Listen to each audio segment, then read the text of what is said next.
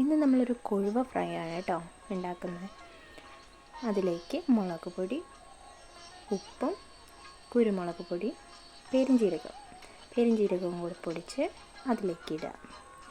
എന്നിട്ട് നന്നായിട്ട് തിരുമ്മി യോജിപ്പിക്കണം.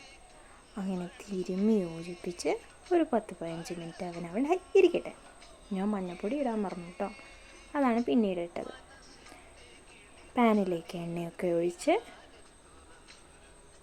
അത് ചൂടായി വരുമ്പം മീനുകളും പറക്കിയിട്ട് കുറച്ച് കറിവേപ്പിലയും കൂടി ഇട്ട് ഫ്രൈ ചെയ്തെടുക്കുക.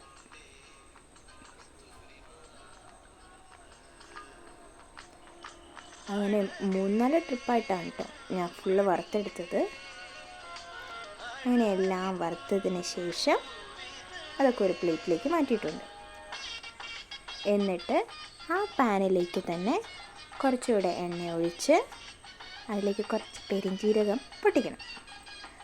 എന്നിട്ട് അരിഞ്ഞു വെച്ചിട്ടുള്ള ഇഞ്ചി, വെളുത്തുള്ളി അതിലൊന്ന് വഴറ്റിയെടുക്കുക.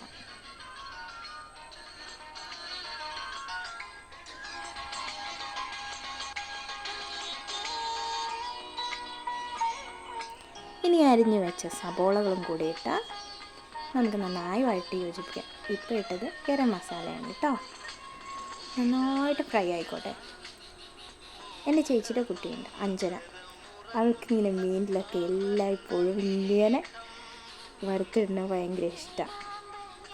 അപ്പോൾ അതുപോലെയാണ് ഇന്ന് നമ്മൾ ചെയ്യുന്നത്. എന്നിട്ട് നന്നായി മൊരിഞ്ഞു വന്ന സബോളയിലേക്ക് നമ്മുടെ കൊഴുവേനയും കൂടി ഇടുക.